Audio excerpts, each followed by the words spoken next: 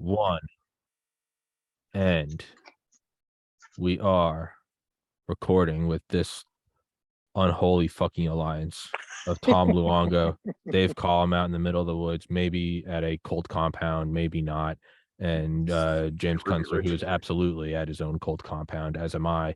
For all future listeners, today is Tuesday, August 2nd, 2022. I'm not sure if China is going to start war over Nancy Pelosi, but Tom, I will say this. I don't know if you knew this, but there was a direct duplicate of your Twitter account that I there didn't was. know.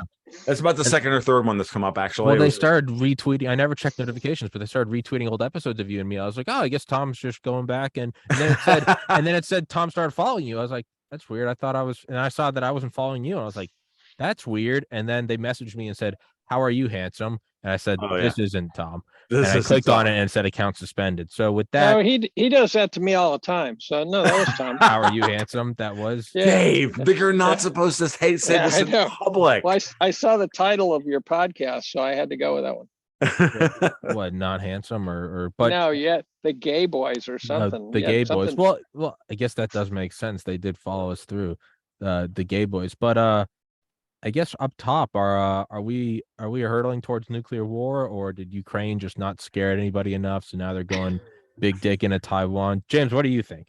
Not that you have the answer, but... I think that they did not shoot down Nancy Pelosi's plane or do anything else yet, but I would be very surprised if the Chinese don't do something demonstrative. They're very patient. They have a long timeline.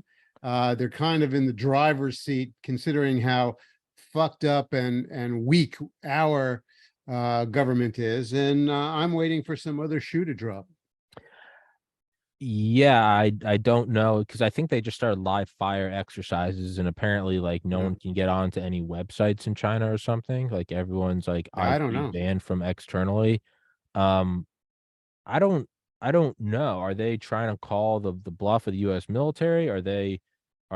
Is it as simple as they sense weakness, or is it desperation? Do they need to make a move? Is this the weakest we've been in a while? Is it the strongest they've been in a while? And there's a kind of a cross section where they got to act now. Wait a minute. But we sent Nancy. Right. Oh, so you have this sort of sense like China's provoking, and we sent Nancy. I don't know what that means. It seems to me that that's the equivalent of dropping some sort of chemical weapon on Taiwan, but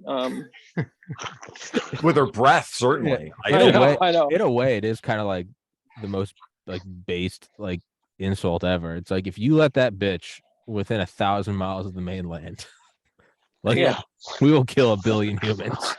That's right. Or ourselves. My take on this is there's a number of ways we can look at this, right? And of course, mine's the most complicated, because I was thinking about this stuff the other day in terms of so last week we had all this news about chips, right? We had the CHIPS Act go through. We had the announcement from SMIC that they perfected 7 nanometer technology, right? And that they're shipping Bitcoin ASICs based on 7 nanometer gate size. And I'm like, is there a connection here? Because ultimately, this comes down to sanctions always buy time, right? They don't buy victory. This is what I wrote about the other day. They don't buy time, don't buy victory. They just buy time.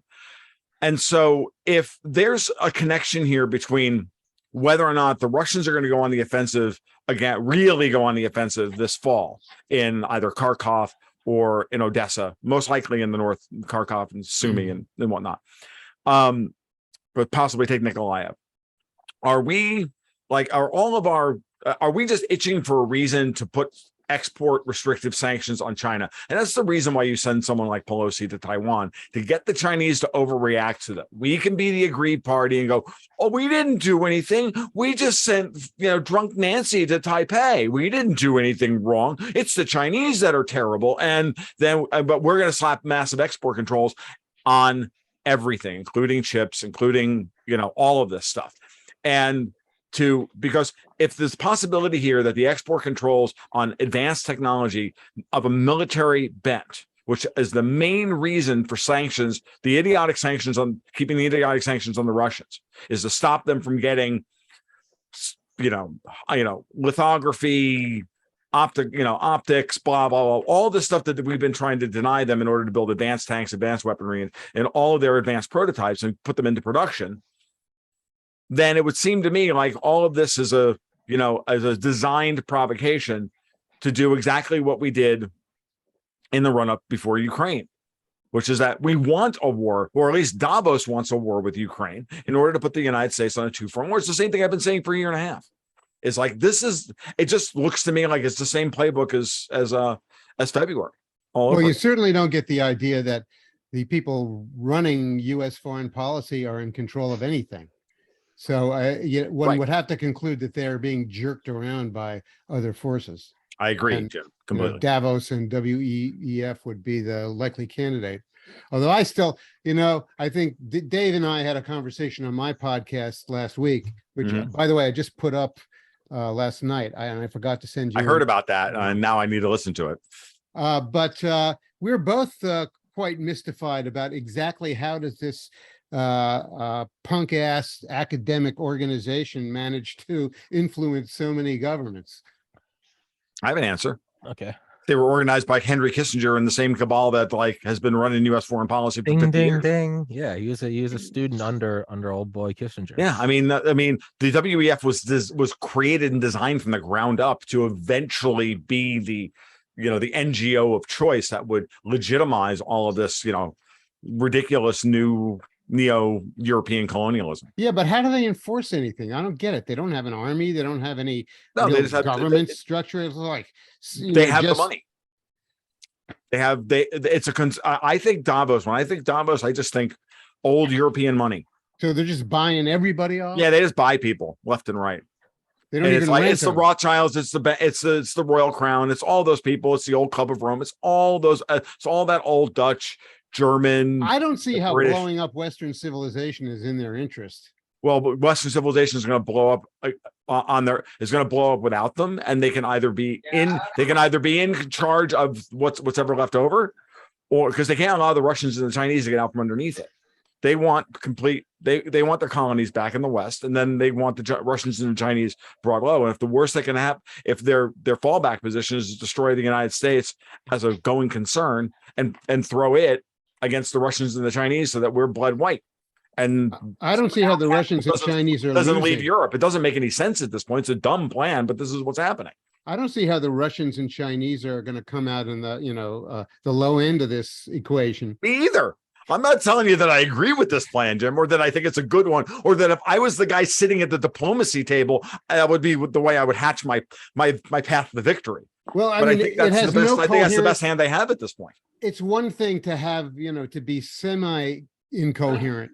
This whole scenario has no coherence at all.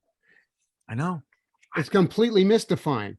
I agree. The only thing that Dave, jump in whenever you want. I don't mean to dominate this or anything. And I've never been bashful about jumping in. I'm just listening. Okay. Biding his time. Jump on in. He's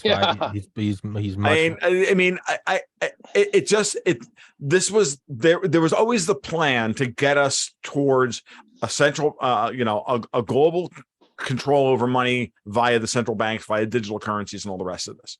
And while the Chinese and the Russians are going to implement their own versions of central bank digital currencies, which I don't doubt they're going to do, it's not the same system that the old money in Europe wants. They're broke. They know they're broke. So when they're broke, what do? This is the same playbook that they really think they're running the same playbook they did with World War I and World War II, right? Where they foment a friggin' war and then they ran all their money out of Europe and they hid it in the United States, financed the friggin' war, and then when the dust settled, they moved all their money back into Europe and rebuilt Europe. That's what these people did. These people are cockroaches. Well, where I depart from this whole scenario is that, and I wrote a couple of books about this, and I sort of meant it sincerely. I think industrial civilization per se is retreating, contracting, and kind of ending. And that is an emergent phenomenon, quite independent of what the nabobs of finance want or think about or plan. So I see this as something that's happening, whatever or regardless of who wants that to happen, it's happening. And it's being expressed in a grand contraction of economic activity. But I don't see how it would benefit any cabal of bankers to accelerate it, make it worse, fuck with it. Well, yeah. Well, again, if you're, if only if, you're a doctrinaire commie and you really do believe that capital formation can happen only through the state mechanism. And these people really are that dumb. Have you read Thomas? Have you read Thomas Piketty's Capital in the 21st century? But I don't. It's as incoherent as Keynes's general theory, and we've been running the world on that for 80 years. Well, we've been running the world on abundant energy resources, which would tend to overcome anybody's idiotic ideologies. Agreed. But now that we're running into pricing problems and scarcity problems with that primary resource, that is also going to overcome anybody's ideology. But that's manufacturers. So they manufactured a supply crisis in energy. And by the way, have kept off the market for 75 years, nuclear power of various types, be it, the uranium-238 cycle or the uranium-233 cycle via thorium or whatever. I mean, they've done this on purpose. Like their whole purpose is they're just Malthusians. They actually want to rule a world of 1 billion people because they think that's all they can control. And they think that's all that's sustainable. They know they can control a world of 7 billion people. The other problem I have with this is that it seems to me that the macro trend is not for centralization, but for decentralization. Agreed. And these are epic global forces that, you have to really swim upstream to make this centralized thing happen. I just don't see it, I know it's not going to work. Yeah. No, I don't think it's going to, Jim, don't get me wrong. I'm just telling you what I think they're trying to do. And I think they're actually, because they're such control freaks and they can see the forces of decentralization overwhelming them, that they're going for the brass ring now. Well, I don't see how they can possibly not piss off about 4 billion people in this world who are going to come after them hard. Agreed. Agreed completely. No, that's a good point, Jim. Is if you want total centralization and total control, you'd want the world to keep going forward at a blistering pace of internet accessibility, of cameras everywhere, of everyone tied into a central global internet brain. You wouldn't want they have more control over it. You can control more with the narrative when everyone has a screen in their hands than you could 200 years ago when it took a month for news to get from the East Coast to the West Coast. Mm-hmm. It doesn't seem to be in line with a global centralized control structure, unless, of course, it's what you're saying, Tom, and it's that it's already receding. The centralization is receding, and that just seems to be like a natural thing, like a law that's happening that's far bigger than any one person. Yeah, that's what I'm saying. They're looking at they're looking at it as a wave, and they're like, let's surf the wave. I just think it's I don't get me wrong. I just think they feel their power slipping. And as and people who have power fight like hell to hold on to it. Drowning people will don't help a drowning person without, don't go in there because they'll step on you to get back to the surface. It's like, that's the level that I see them at this point. And that's why I can see them sending Pelosi to Taiwan. I mean, she's ultimately expendable, right? I mean, if the Chinese were to shoot her down, who would care? I mean, everyone would care. Oh, no, that would not go well. And now Dave pipes in. Now, we see where his crush lies. Yeah, well, no, shoot her down. I'm fine with that. You won't see me sobbing over it, but right. No, Pelosi getting shot down would be a major event. Right. And also the guys who think they can only rule 1 billion people rather than 8 or 9 billion people are ignoring the fact that there'll be total road warrior and there'll be no anything. Yeah, if they're ruling 1 billion people, there'll be 999 million people coming after them. Yeah. Right. And the infrastructure of everything falls apart. Right. Yeah. If you went from 8 billion to 6 billion, I think you'd you'd have a real problem on your hands, right? We're having I- trouble. We're having trouble running out of truck drivers, right? I know, I know. It's like, but this is, I like, guys, I'm not, you know, I'm just the messenger. Yeah. I look at this and I just say, this is insane. It's moronic. It's dumb. I've been fighting with people. I have people arguing with me for 3 years. I finally had to cut off comments on my blog because these people would just come in and tell me I'm wrong and just continue because they see the trappings of it. And every day it's just, oh, they're all powerful. I'm like, well, if they're all powerful and it's all going to suck, then just kill yourself and shut up and stop commenting on my blog. Would you please? Well, that'd be better. That last line applies to a lot of life. Kill yourself and shut up. I mean, that's kind of that. Which My you do wife- first. I said, who brought Pelosi back up? My wife says that to me every other day. So I mean, truly, it applies to everything, though. It's kind of a universal. Just fuck off and kill yourself. But so then it comes down to what Tom you've brought up before: is there a schism at the highest levels between the Fed and the Davos crowd? You know where I fall. Well, then is that beneficial to us, the peasants, Absolutely. in that Absolutely. our alliances are, we hate the Soviets, but hey, in the 40s, it was like, hey, we're both trying to fuck the Nazis. So you get me a strange bedfellows. I mean, with the fall of the Italian government, I've never been more convinced that there's something going on seriously within the power structure of the United States trying to fight back against these people. My problem is their counter move is to, the way I put it in my Ron Paul talk. Well, one stone, we just captured Italy or we're about to capture Italy. We took all these stones off the board. So what do? We, what does Davos do? Davos places a couple of stones on the board that moves Pelosi over into Taiwan to try and throw that into the, into the chaos hopper. And knowing full well that we have another major things staring us in the face in a couple of months with the midterm elections, the Italian elections, the Russians coming back to the bond market. There's like all sorts of stuff. September is like the big month.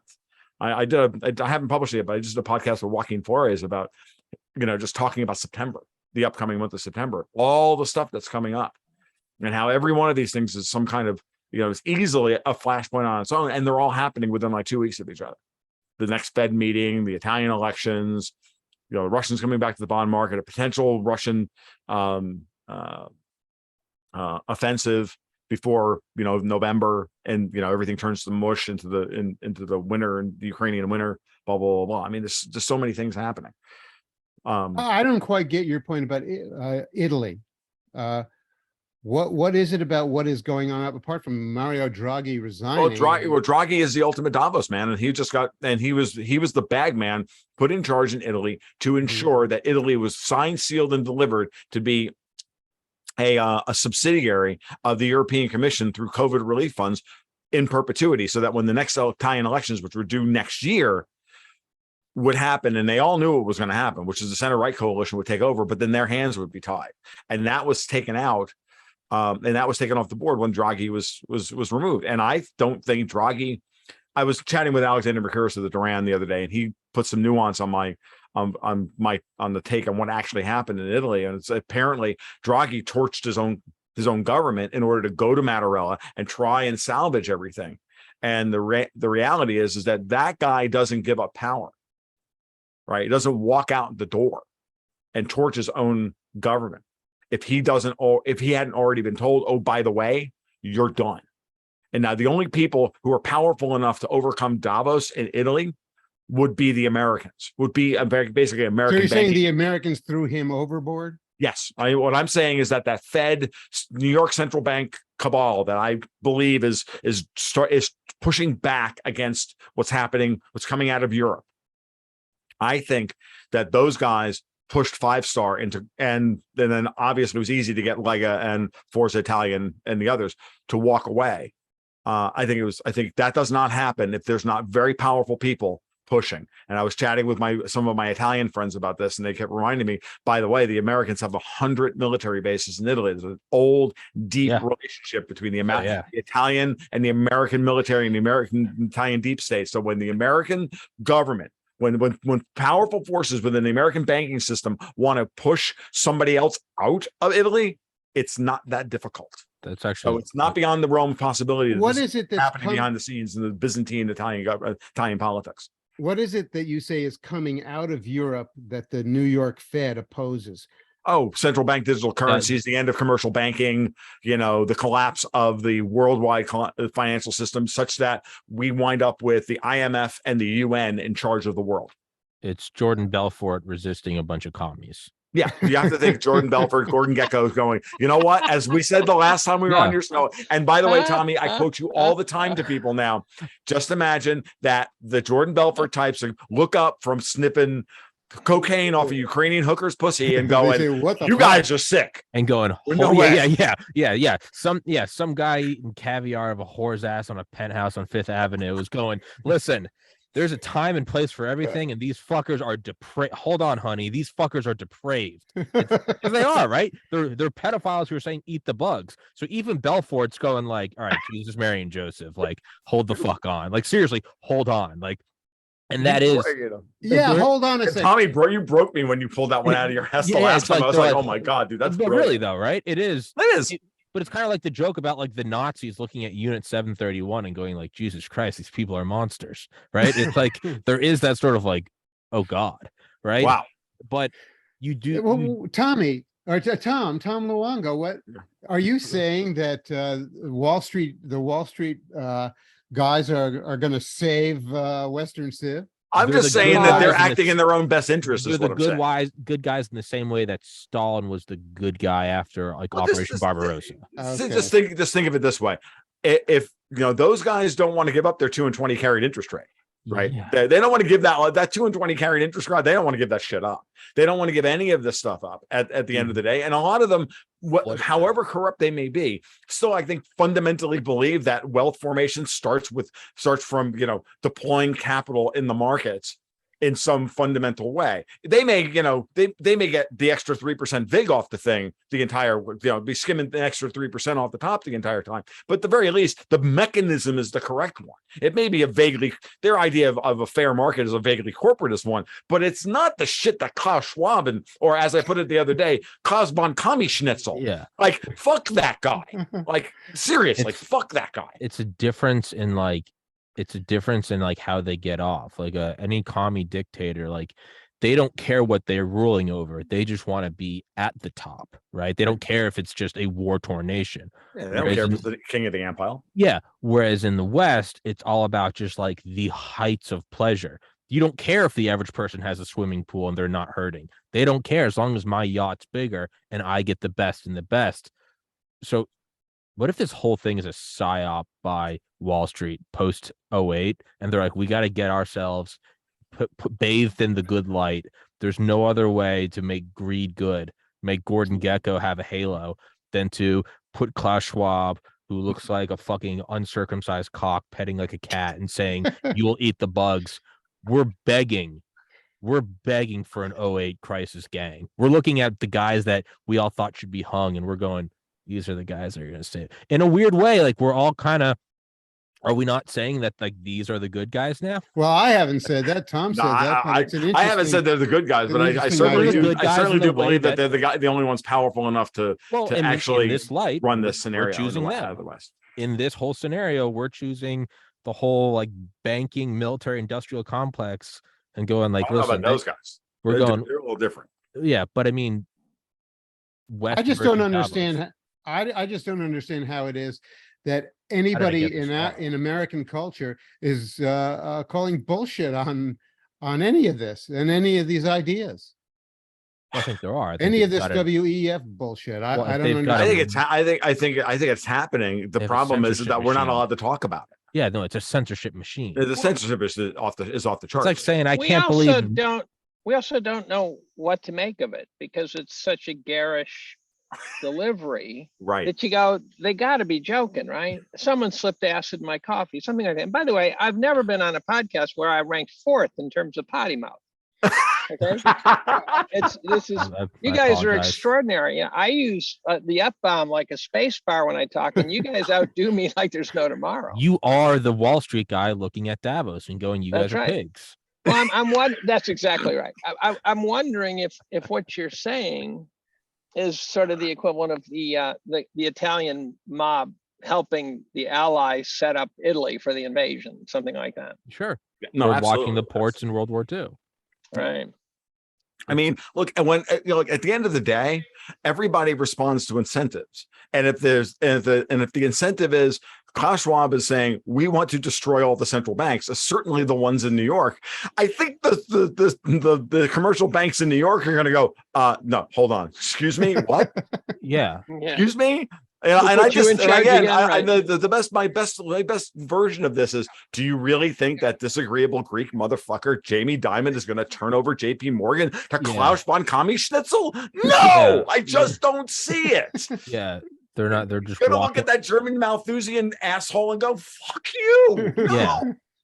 It's always been like my critique of the idea of a one world government. It's like we have this idea of all these guys in the room smoking together, but it's like we think they work together, but the very reason that they have risen to the top is because they are ruthless, throat-cutting, backstabbing motherfuckers. And then all of a sudden they're supposed to get there and be like, listen, there's no I in team. And it's like, no, they all want to be at the top. So the idea that like we've done this, it's taken 10 millennia, and now hand over the keys to the kingdom, Klaus is in charge. You have these guys, these Jamie Dimons, or these was it Floyd Blankfein, whatever the fuck his name is. Lloyd. Yeah, Lloyd Blankfein. Well, now it's John Solomon. Whatever. You have these guys, and you're going, all right. You're getting to the top and going, all right, Tom Brady, you're second string now. Yeah. No. Like part of like that mad drive to perfection, like a Michael Jordan, is there comes a lot of like they're also kind of assholes.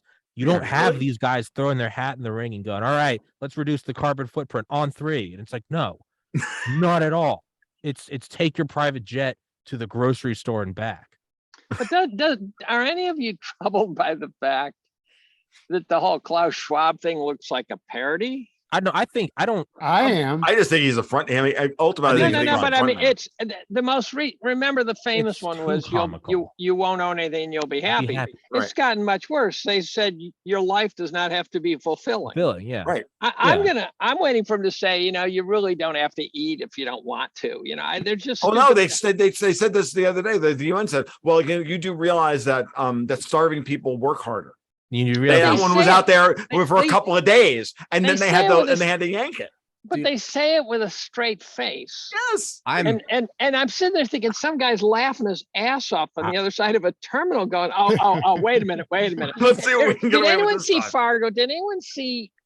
There's a series, Fargo. Yeah, I saw the first season. The first season was great, and you were watching the people competing with each other for the best Minnesotan accent.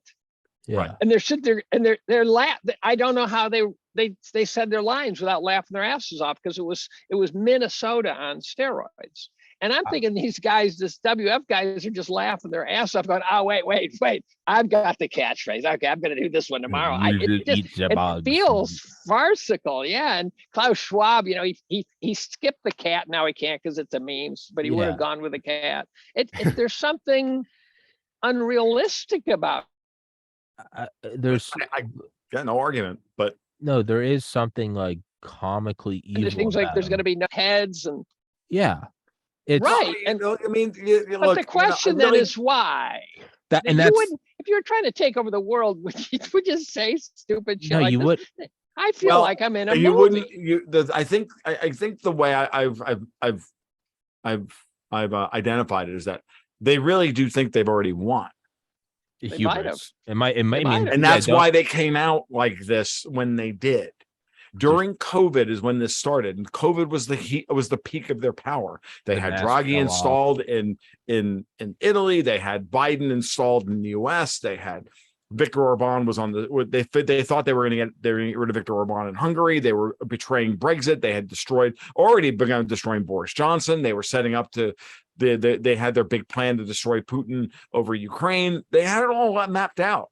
And so they just went forward and said, okay, we've got how many generations of Comintern has this thing been fucking running that we could inculcate the young people of the West, 2-3 generations of them, all with a reflexive Marxist attitude. So like, yeah, let's just flip the switch and see if it works.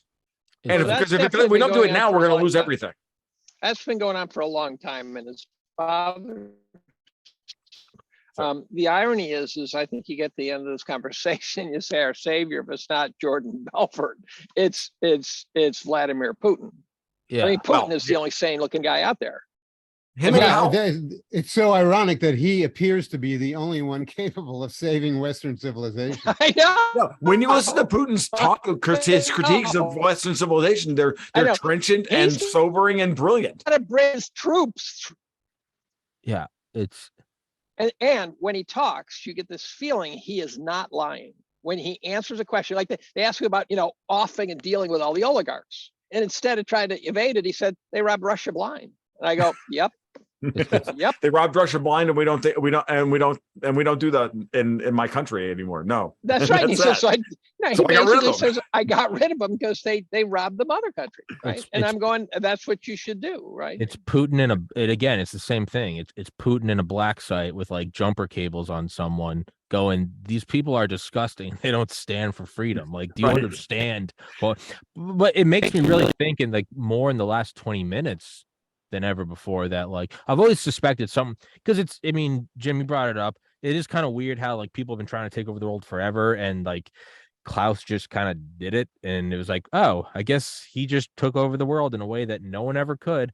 And he is so comically evil that I'm really starting to wonder like what is the reasoning behind this?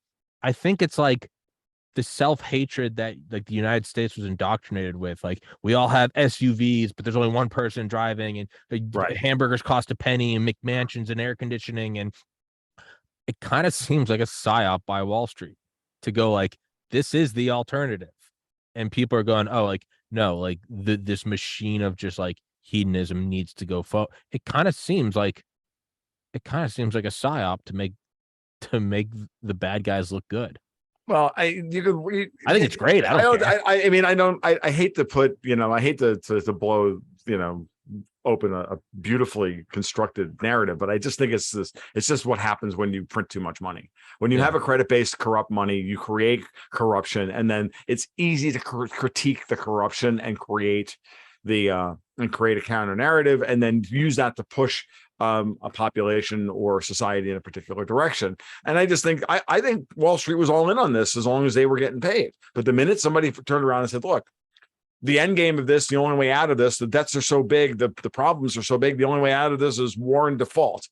And that means rolling, and then the central banks are going to have to bail out the commercial banks, will go away. And then when the central banks all go bust, then we'll have the IMF bail out the central banks. And then, oh, look, it'll all work. It'll all be brilliant. We'll just give all the power to the UN and the WHO. Yeah. But Yeah. you can't bail out such a system. To No, use the word you can't. bailout is not right because a global debt crisis is where everyone expects way more than the world can provide. Right. And so if everyone thinks they're going to live middle class lifestyle, if the Indians think they're going to sort of rise their lifestyle, and the Chinese and the Americans all think they're going to retire and comfort the boomers, and so if you go across the globe and you say, look, everyone is expecting way more than they can possibly be provided, Mm-hmm. then there is no bailout. No, there isn't. There's a crash. There's a crash. Yeah, and the money disappears. It's simply I not agree. there anymore. I agree. Now, here's a question I've been wrestling with that gets to that question. Can you inflate away debt or not? And I'm not convinced you can. I think No. you could do it. I think you could do it during the high tide of the industrial, fossil yeah. fuel age, when there was No, but always see, you're there was not always the inflating away, promise though. there was always the promise of getting more of everything. But you're Now not we're- inflating it away, though. Huh. All in you're that doing case- is levering it up. You're Well, actually in that Well, the, yeah. the inflated away debt in the you're just past, kicking the we can were down the this road. we were this juggernaut of an economy. So in some sense, there might have been some inflation involved, but we grew our way through this. We dominated the Yeah. world and stuff like that. I just don't know if I can see clearly a mechanism by which you inflate away debt. It seems to me in the end, there has to be a deflationary collapse. Yes. Absolutely. And I think when you do get into a serious inflationary event, that prompts people to stop paying back their debts. And when Then you debts get the stop being deflation. paid, then you get a deflation, and then people have no money. You go from having a lot of money that's worthless to having no money. Money that's worthless. Right. Well, I remember Ron Paul always said very, very succinctly that hyperinflation and hyperdeflation are two sides of the same coin. Pick one, but they're Yeah, the so same. They're the same process. Right. So we're actually in the sequence right now. Mhm. We you know, it's hard to say when it's going to go into the deflationary reverse, but as soon as enough people stop servicing their debts, that's going to be a pretty good signal that things are reversing. And I think I think Jerome Powell at the Federal Reserve is going, it's time. Yeah. Yeah. Because the credit markets that he can't control, i.e. the shadow banking system, this is the point I bring up all the time about the Eurodollar markets, is that the source of his enemy's power is the ability to create dollars offshore and lever them up to the European and Hong Kong and the offshore banking system. So if you reverse the flow of that credit flow, now, yeah, we have, Daniel DiMartino Booth makes the point all the time. The M2 is starting to contract here in the US domestically. But the first thing to contract is you have to contract the Eurodollar markets, because that's the source of Davos's real power. Like, because everything else is like, how do you beat these people? And where's their power? Well, their power is in the offshore dollar markets. It's in the unregulated space where they can create markets, buy governments, buy militaries, and pay for and lever up and create all this debt that is never going to be repaid. It has to eventually deflate. So someone can deflate that. And while the Fed is a Ponzi scheme, and no one here, I think, would argue that, I always say, well, that's nice. You can be the last Ponzi scheme you can be the last Ponzi scheme standing is to deflate all the smaller ones and roll what capital is left in them up to you, and then that one deflates. And I just think that when you're thinking about the Shark Tank and all the factions are just basically piranha. Well, the Shark Tank, it's like once there's blood in the water, it's just a circular thing until there's. So this may sound tangential, but I bet Dave, you're frozen. Ponzi scheme, and I historically have. Are you guys? I'm seeing stills and getting digital. Still look stop. Yeah, you're back. you phased out for a second. You're good. Tommy, you're can back. you hear me? Yeah, you're back. Okay. Yeah, I must have had a micro seizure or something. The pharmaceutical industry is some sense is an analogy here. I used to defend pharma to the extent people say, oh, they're ungodly profits. And then you look at Pfizer, you look at Merck, you look at these big companies, and you can't find them. Right. The last year, you can't find the ungodly profits. You can't find, water for 22, 23 years. And so then the question is, I used to defend them and say, look, it just costs a lot of money to make drugs. I realized that I think they've gotten all the low-lying fruit. And now the fact is they just can't make good drugs. And they can't get enough drugs that are really legitimate drugs. And they've got this gigantic complex to make drugs. And there's just no targets. Right. So now they're coming up with drugs to lower some biochemical indicator or raise some biochemical indicator, and they don't correlate with health. They don't correlate with anything. My wife, I took to the ER last night because she had a potentially dangerous rash from a drug she started taking about 4 weeks ago, and then you read about it and also you go, holy shit, that side effect occurs 1 in 10. What kind of drug is that? Where there's a 1 in 10 ER visit because of the side effect. And where most of the drugs that they're creating at this point are drugs that deal with lifestyle issues where you can solve it with a freaking ketogenic diet, right? That's right. And so then the question is what they're doing is they're treading water. And so in that sense, the ungodly profits are not identifiable. Can you guys hear me again? Okay. Yeah. They're not easily identified, but in part it's because their ability to help human health improve has now disappeared.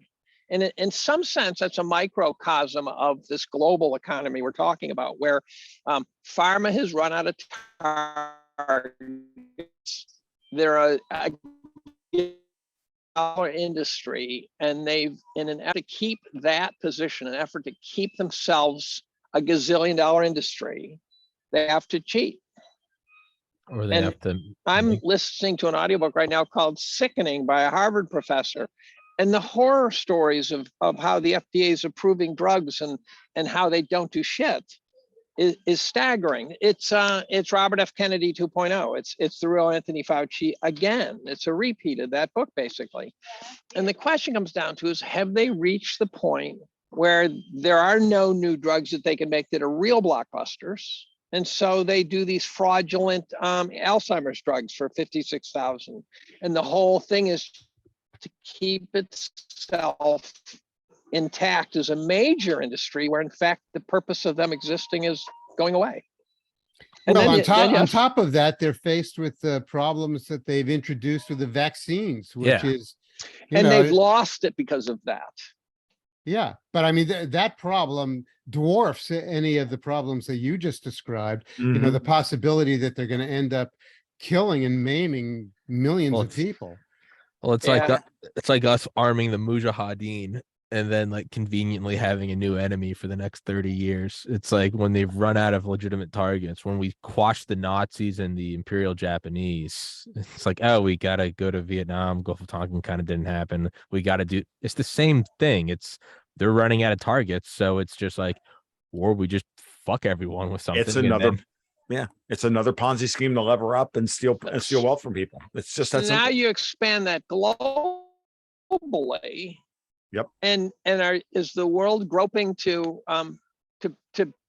be a juggernaut the way the leaders want it to be? Without, as Jim has been saying for 20 some odd years, without the energy to do it, without the fuel to do it, Well, the Mhm. without Germans the are resources to do it. the Germans are going to be a demonstration project for that. They're in bigly trouble. They're in bigly Really trouble. big trouble. Collapsing economy right now. Unbelievable. But Right. actually not. Like the German self-hatred is like it's legendary at this point. I mean, I think we identified that a couple of years ago. I don't know if you, Dave, and you and I talked about this, but I remember saying that that at some point, I think vis-a-vis like with the German elections, I think in 2021, leading up to it, I said the question is going to be, is how much do Germans still hate themselves over what they did during World War II? Will you finally get rid of these people and put in a government that doesn't suck? And they didn't, and they didn't. They've embraced it even. And I've talked to I have a lot of patrons now in Germany because obviously I talk about all these different countries I've never visited, and I have I get constant feedback from people from all over the world now, and it's they're like, Tom, I'm frightened because they don't even understand the beginnings of what's going on. Do they have any sense that Olaf Scholz is not going to last? I think Scholz was never designed to last. Scholz was put in place to put the kind of Democrats in charge of the government that the Greens actually ran. Because Robert Habeck being vice chancellor and interior minister or energy minister, whichever one he is, there's no need for a vice chancellor, unless of course the Greens are actually running the government, which is what they are, because they have a veto power over 51 out of 69 seats in the German upper house, and therefore they pretty much can set the legislative agenda. And you can thank Merkel for that, by the way. Well, doesn't it occur to the German people that the Greens have completely messed up their economy? Not quite yet. In the East, in East Germany, yes. In East Germany, yes. In Bavaria, yes. Where the CDU is still strong, and where AfD, where the AfD or AfD are strong in places like Saxony and Thuringia. Sure, agreed. They generally lead the polls. Right? You should quit podcasting, go on Jeopardy. I would put a lot of money down. You really could nail it, Jeopardy. It's really I'll have strange cities for 1,000. Weird German states, German states for 12, for 200, Alex. The Principality of Fulda. I'm the guy who has strong opinions about Ukraine without actually being able to pick it out of a map. I know I can actually name like most of the provinces of Ukraine now. I couldn't at the beginning of the war. I'm not going to lie, but you know, Well, I here's just one have thing. I have a near photographic memory, Dave, is my problem. So Yeah, I don't.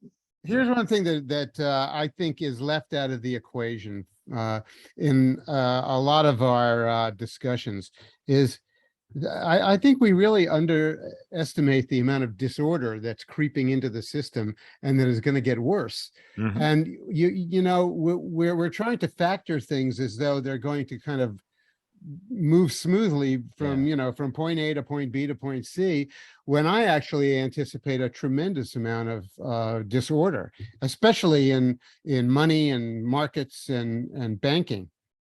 And you know, that could change things very quickly. Well, when enthalpy runs out in terms of fuel, entropy rules, right? I'm Yeah. No, you're right. Exactly right. And it's a great point, Jim. It really is that I've always thought that the problem I see is that they think that they can introduce chaos and then control the breakdown. And I think in times past when the breakdown, when the system, when the institutional systems were still, the institutions were so strong enough to contain things, then yes, but the institutional breakdown that they have engendered across the entire West, I think, is so deep now, and people's, you know, people's distrust of the systems are so endemic and so widespread that this chaos cannot be controlled.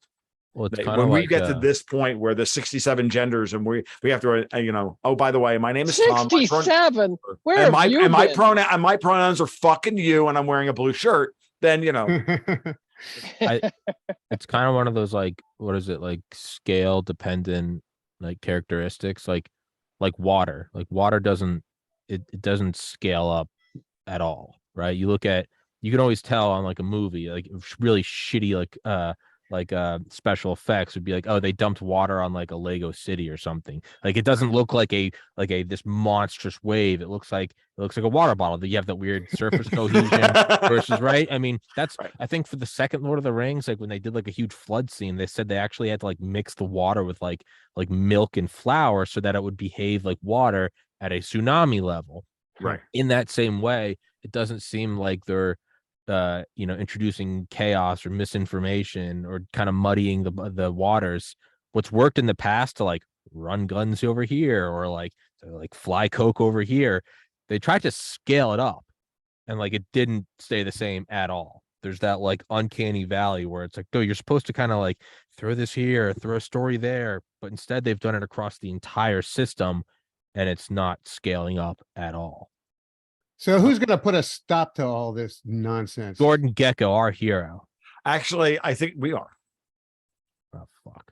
I mean, the truth of the matter is that we don't want it. And if we all just withhold our consent slowly but surely, it's the lawsuit of friction of us just not wanting it that eventually just overwhelms their ability to push that whale up the beach, that dead whale up the beach. Do you think eventually they run out of energy to do so? Do you think there are enough people whose families are being affected by vaccine injuries is growing, and that people are noticing and starting to get pissed off about that? I certainly think it's part of the equation, but I just think in general, everybody is just going, well, they just fucking stop lying to us. Yeah. So the sea change in COVID of the last month has been extraordinary. Mm-hmm. So you've got Fauci and Birx and these clowns who are saying shit that you just could not fathom. They must have thought it was the only response they could give. But like when Birx goes up there and says, you know, we knew the vaccines wouldn't work, and I think we overplayed them. And I go, yeah, bitch, you were at the tip of the spear of that. Yeah. You can't say we like there's a big bunch. You use you and Fauci. Yeah. And Fauci, you know, says, you know, I never really said that they would work, you know, and you go, dude, you know, there's this thing called the internet, and people have screen grabs and recorded. Yeah. And then they put someone like Fauci, not Fauci, but Draghi in charge of Italy to then turn around and say the unvaccinated are no longer part of our society. So even now, he knew he was going to be lynched, so he left. Tucker Tucker, yeah, someone's got to. I hope he has to take a dump because he's not learning if he doesn't have a jar underneath his seat there to piss into in the middle of one of these podcasts. This is Tommy of the microbladder, apparently. And, yeah, Tommy of the. That's right. He's a millennial. What can he can't help himself. The old guys are used to having to piss into jars in random ways. No, Tucker Carlson has been tearing the asses off these COVID bad guys. Yes. And once it hits Tucker, you go, okay, there might be a political party that's not listening to Tucker, but the message is getting out. Yeah. Right. Once he's infected half of the people with the truth, it's amazing how the other half will, and I was talking to a nurse last night and, I was asking her questions about the vaccine and she wasn't rejecting them. I wasn't getting useful answers, but I didn't get the what kind of nut are you response. Right.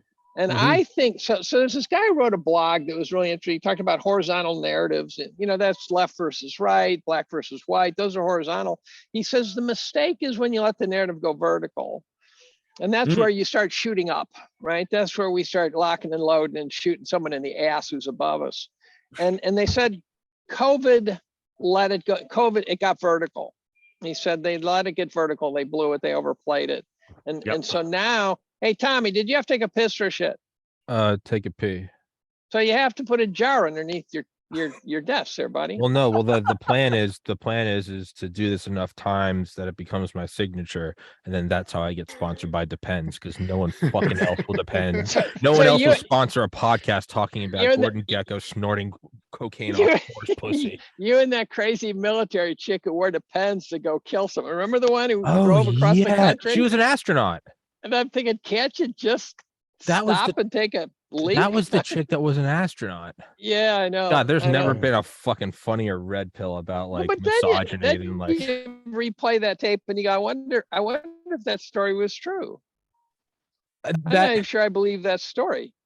Do y'all think that this is what Dave's bringing up? Do you think this is? Are you guys familiar with the rug pull theory? That I'm thinking more. Sorry. Give the rug, give it. Oh, I thought you said yeah, but and I was like, oh, yeah, but what? Give it. Yeah, so the rug pull theory. Sketch. Yeah, so like when I first heard it like a year ago, I was like, you're looking way too far ahead. That's saying that like they're playing 10D chess. But the entire idea is like you have the entire government, the world governments do something on behalf of Davos or whatever. Like, hey, we're gonna do this. Here are the vaccines. You guys are gonna get buy-offs. Don't worry, we're gonna censor everything. You're gonna be good. They do all this shit. And then you have them start to come out and gaslight you and go, well, I never really said to take the vaccines. I mean, it's only a matter of months before we start seeing the headlines like, no one forced you to take it. Like, no one actually was ever censored for this stuff. The entire idea is it becomes so apparent. It becomes so that you go, oh, the government is fucked. We cannot trust this institution. They vaccinated 5 months old. We're already there. But that's yeah, what I mean. We're already there. And well, then you got the January 6th story. But this is rug pull theory. Is you make all the world's governments look so inept that at the very top, then they come in and go, they are all fucked. We should try a new model. How about a world government? Yeah, right. That's the idea. And I thought it was too insane, but now you're looking at it and it does kind of seem like that is what's happening. Is you can't say we're going to do a world government. It's certainly part of their it's certainly one of their pivots, right? Yeah. It's certainly on the flow chart, like up at Davos Central, up at at Spectre. Like it's not like hard to have them put the flow chart out there, because their goal is always to create these Hobson's choices, where you have these two, you get to choose between you get two ends of the shit sandwich, decide which bite you want to take, right? Yeah. And then constantly moving the ball towards a particular end. Well, if they resist like this, then we give them this horrible choice, and then we eventually get to what like they're very good in some ways. They understand what their goal is, and they're very good at keeping things mostly within the parameters to get there. And they're not that bad at improvising. They just can only improvise within a very narrow corridor, which is going there. And then, but once people get outside of that, or how Dave puts it, Dave just put it, once it goes vertical, once it jumps the energy barrier to containment to a new narrative, that's when they don't have it. That's when they have no ability to respond to it. And their only response is to keep doing the same thing they did before. And then they just look even more and more stupid. I mean, Pelosi going to Taiwan and stating what she stated. We stand with our brothers. What did she say? She just gave the standard boilerplate speech about we stand with our brothers to create a safe and free Southeast Asia. Like, and you don't already have that? Like, all of these countries trade with China. China regulates their currency. They don't give a fuck about the dollar anymore. They've been the Chinese have been regulating the yuan vis-a-vis their real effective interest rate versus the 5 Asian tigers for 15 years, guys. I've been doing this shit since I used to work with a guy in Vietnam. The Chinese do not care about the yuan versus the dollar at all. They care about the Thai baht and the Malaysian ringgit and the Singapore dollar far more. Because that's where all their input costs come from. It's not from us. It isn't and every other day, the tariff rates can change between us and the US and blow the exchange rate out of the water. You look at China's real effective interest rate, and it far more correlates with the 5 Asian tigers than it does with the US dollar. It has for over a decade. The easily. Subplot of the rug pull model is to view the US as the barrier to achieve whatever they want to achieve. Mm-hmm. And therefore that's why it seems as though the most insane shit in the world is happening here. Agreed. And so I think the idea of tearing the United States down to the studs is a necessary part of building whatever it is you want. And so I think that's why you have critical race theory and why you have all this crazy crap that really does look like it's just designed to make people lose their minds, right? You couldn't come up with weirder stuff. Why is Pelosi in Taiwan? That's right. And, well, Pelosi was certainly not in Taiwan rogue. I've tweeted that this morning. I said someone sent her there. She's there. An order taker. No, that's right. She would never have gone to Taiwan without getting authorization from presumably some CIA-like group. Or she was sent there by Davos in order to destroy U.S.-Chinese relations at a moment. I'm just not as convinced. I'm not convinced that I get confused between what's Davos and WEF and China.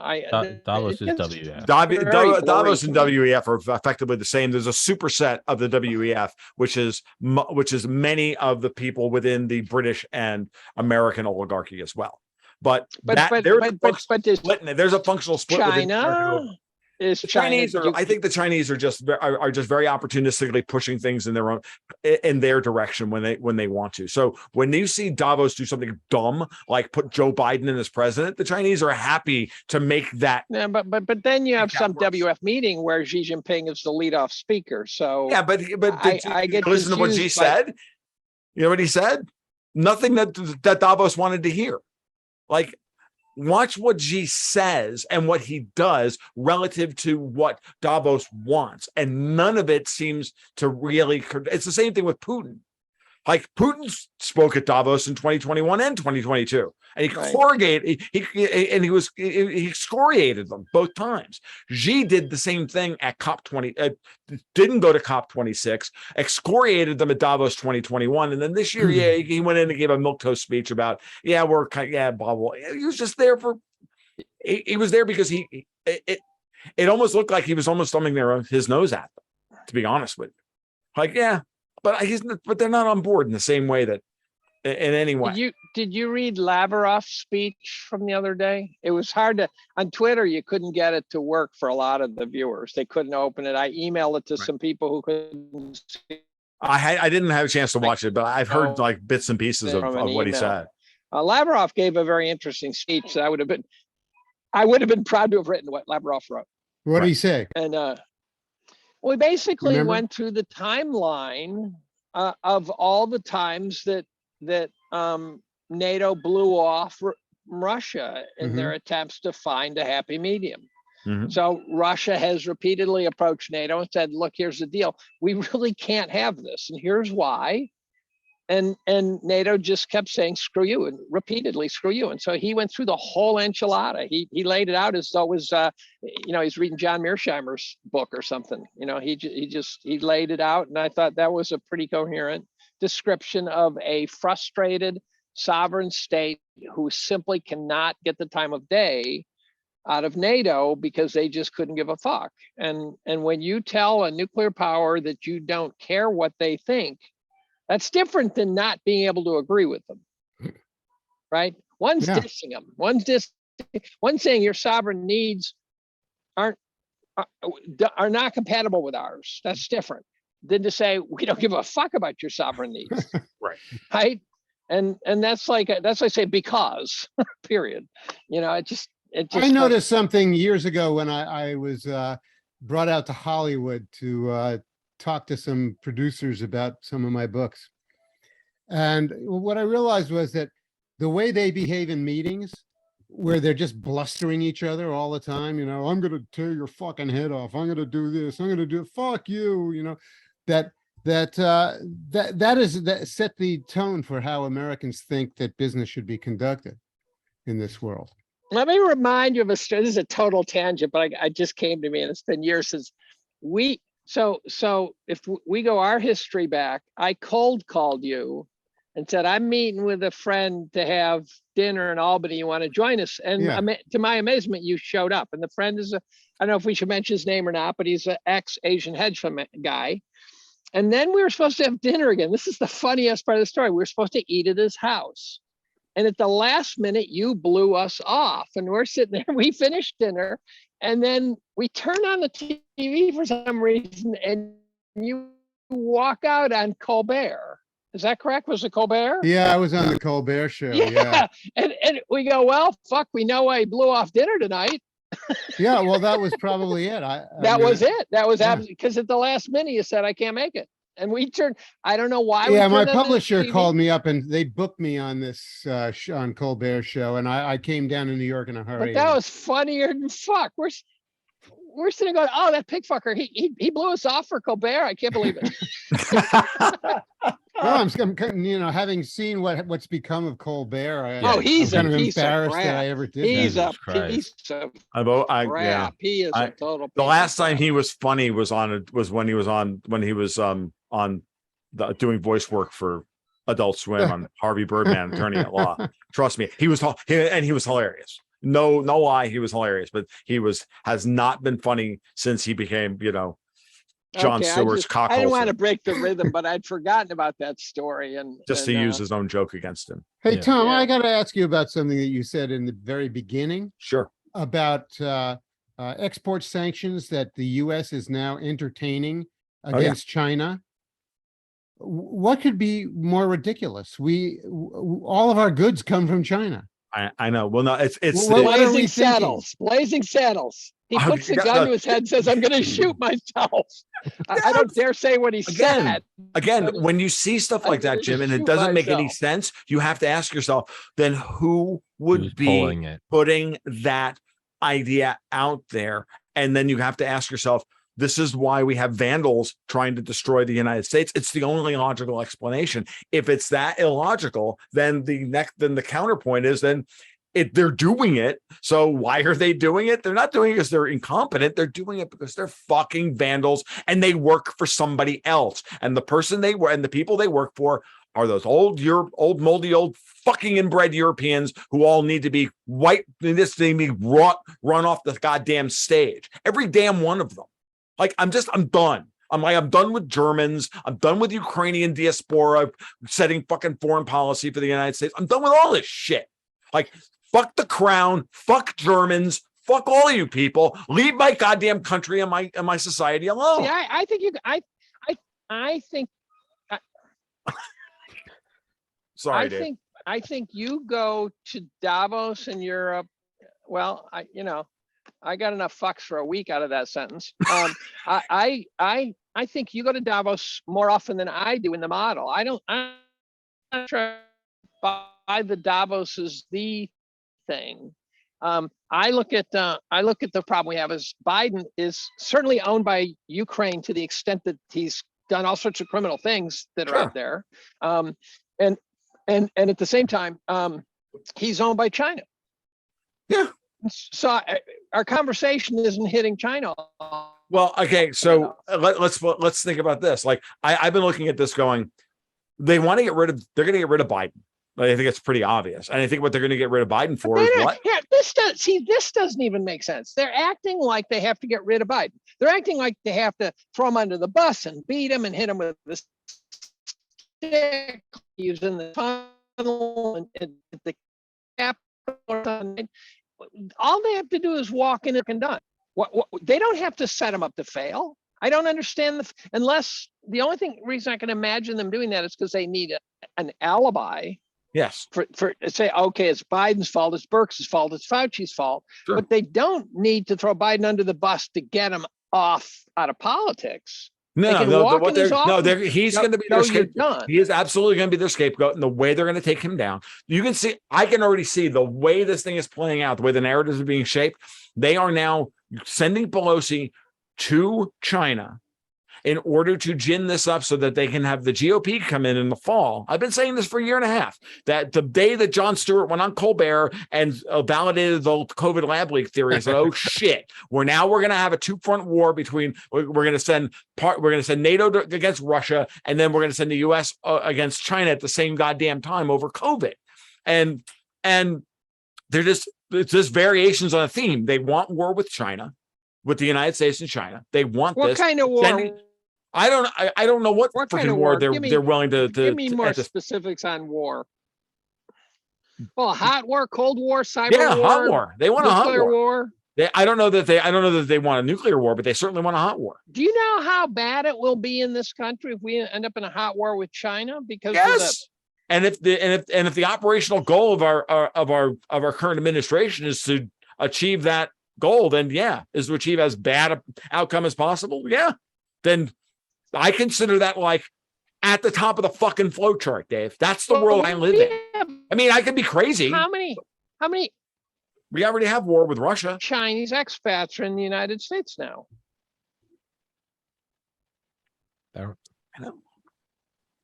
But I mean, you put a war hawk GOP in Congress with Biden selling the SPR to the Chinese for his son to make money with. Like, okay, that's an impeachable offense, dude. They're gonna impeach and convict him and send the whole fucking family to jail. Jim, chime in here. Can you sell the SPR, or is that just headlines? The fuck is the SPR? Can you sell the Strategic Petroleum Reserve? Oh, okay. Well, are they really using the U.S. owns it? I think they can. No. But when I was back in my Matt Simmons phase, and I read every imaginable book, I drew the conclusion that you don't just take big tanks of oil and say, okay, ship them and off they go, because you don't have the refineries to handle that oil, right? There are refineries all over the world. It's just a matter of, what grade of crude are you sending where? We have problems with a lot of our oil being too light. Other parts, other parts of the world, like Saudi Arabia, have very heavy crude, and it's fungible. It gets sent around to compensate for. So you can tell it. You just have to make sure you know where it's headed. Is that why I went to China? Is that why they? Hey guys, the Chinese tin pot refineries tend to like light sweet crude. Okay, so we are said to have sent our crude to China, which I find to be an odd thing, because the Chinese are the ones with the refineries to handle our crude in the SPR. Sure. You guys are all dead to me right now. Shale oil is very light. Is very light oil. Yeah, it is. In fact, as I understand it, some of it is actually mostly gasoline in grade. It's that light. Doesn't contain aviation fuel, which is kerosene. Doesn't contain bunker oil. Doesn't contain heating oil grades of the fractions. Yeah, it doesn't contain. I mean, now Dave and I are being chemists, and I used to do this. I used to grade oil. I used to work for a small oil company down in Ocala. So I used to do this stuff. I used to shoot diesel fuel up a GC and then look at the chromatograph. Number 2 diesel fuel is mostly, like gasoline is C3 through C8. Diesel fuel is, C4 through C10. Number 6 bunker fuel is anywhere from, C12 to C24, for Christ's sake. Number 6 bunker fuel is basically cleaned up crude oil, right? It'll literally take the water, take the dirt out of it, and fire it, because it's the highest BTUs per gallon. So that's what you use to move big ships with. And then number 5 fuel is like number 4 fuel is basically would be considered the fuel oil for home heating oil is generally number 4 fuel. There isn't really a number 3 fuel anymore. There's 2 different grades of diesel. Heavy diesel and light diesel. On-road diesel is generally lighter diesel, and then below gasoline we start getting into like JP4 and stuff like that. So and fracking oil, and the oil that comes out of fracked wells is very light. So yes, like Jim said, it's practically its distribution panel is of carbon chains is very close to gasoline. So the Chinese are getting most of their imported oil from the Middle East. And if they're getting it from Saudi Arabia, it's very heavy oil, and they need to, they need another grade of oil. And then they blend it, and then they'll take the light sweet from us and they'll blend it. They're buying a lot of Russian Urals grade, which is also kind of a medium sour. So Venezuela, that's basically tar, and that's what they want on pad 2 down in the Gulf, all the Chevron refineries. Right. What if we nuked Kiev? I'm sorry? What if we nuked Kiev? Would that throw the world for a loop? Why would we do that? I don't know. Fucking. There are people talking about it. There's all sorts of strange statements about this out there. Well, there was the missile strike, the HIMARS strike on the POW facility. Mhm. Why would the Russians, blow up their own POWs? No, more likely it was the Ukrainians and the Americans blowing up, Absolutely. guys from Azovstal and the Azov battalion, so they won't talk. Mm-hmm. Is the reason why we're fucking with Ukraine since February and giving them all the javelins and HIMARS is so that when Taiwan needs all of those and we say we don't have any more, then that gives us justification to send in the big dick U.S. military because there's no aid we can give them. Is that the fucking 5D chess? Now, our 5D chess is that we'll be sending the Navy over there. That will be a naval battle. Yeah, but they can take out our ships easily. Yeah, they got the carrier killers, The bigger question here is, I was chatting with my partner, a friend and partner, about this a little bit this morning. He was texting me and letting me, giving me some of his thoughts on this, and it was about the possibility of we're very close in that particular situation, very close to something just going wrong, somebody making a mistake and touching off World War III. Yeah. Because the Chinese may move on one of the smaller islands off of Taiwan. They're very close to Taiwan, 2 to 4 miles off the coast of Taiwan. It's easily be somebody could fart at the wrong time and like set the whole thing off. And that's why this stuff is so really truly so dangerous. It's not kind of the kabuki theater about sending an old fucking drunk to Taiwan to read off a teleprompter, play with their dentures. It's about the, everybody, the political fallout of the affront, and the fact that we, engage in anti-diplomacy now. The United States doesn't engage in diplomacy; it engages into anti-diplomacy. And we're fucking with all kinds of extremely fragile systems while we're doing that. Yes, agreed, Jim, completely. Yeah, it does seem like just like World War I. It really does seem like we look at it in hindsight and it's all neat and clean and there's dates and demarcations. But if you go back and read the journals of generals and politicians leading up to it, they were all going, this can't happen. The world's too interconnected. We're too advanced as a people. In 1914, they were saying it couldn't possibly happen. The machines are way too intertwined. Once the gears start turning, you can't turn them off. And then we stumbled into it. And after World War I, there was a bunch of generals saying, how did it happen? And I think the quote is, if only we knew. And Kennedy drew on that during the Cuban Missile Crisis and said, in 50 years, I don't want people to look at World War III and say, how did it start? And say, if only we knew. It kind of seems like we're in the fog of war leading up to it, that in 100 years learning in textbooks, it's going to be, it's going to be as simple as, and then Archduke Franz Ferdinand, they're going to be like, well, it's pretty simple. Trump won, and then COVID happened, and then they shot down Nancy Pelosi, so we had World War III, and that led to, all right. It trying to look at it like in like retro hindsight. So Pelosi's the Archduke. Pretty much. I think it's going to be something like that. I don't think. Well, thankfully, the Chinese have not taken the bait. Well, I mean, they're not clearly this is clearly dangling her out as bait. No, we'll do it. We don't need anybody to do it. We've been mastering this shit for 100 years. We'll shoot her the fuck out of the sky instead of Chinese. Well, yeah, I mean, lying our way into war is a time-honored presidential tradition, don't we all know? Listen, that is like apple pie. That is an American tradition. We'll blow up our own people and then use it to rape your country. That's what we do. It's for better or worse. It's what we baseball, do. Apple pie, and false flags. Seriously, baseball, apple pie. This is American as false flags. That's what we're doing. We're gonna blow her out of the fucking It's sky. mostly the fucking British though that do this shit and then blame it on us. No, we're gonna frame us for it. It's even worse. Well, the funniest idea that's come out of this is the somebody imputing that Queen Elizabeth is a communist. What?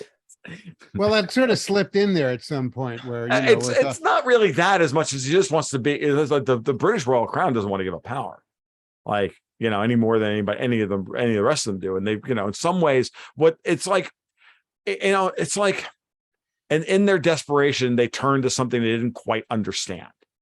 You know what I mean? Is that it's a line from? God, what movie is that from? I don't know. It's a movie I've seen 100 times, and I'm like, and it's they turn to a man they didn't quite understand. God, I was just watching it the other day, for fuck's sake. I thought it was your quote. I was gonna. Yeah, it's not my quote. It's a quote from a movie, and I'm just thinking about it now, and they embrace the bad guy to do the thing that they weren't expecting. It'll come to me.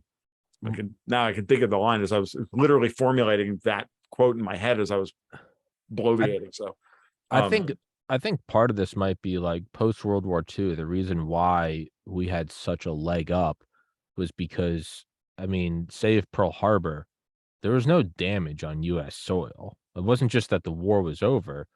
Europe and Japan were leveled. Absolutely.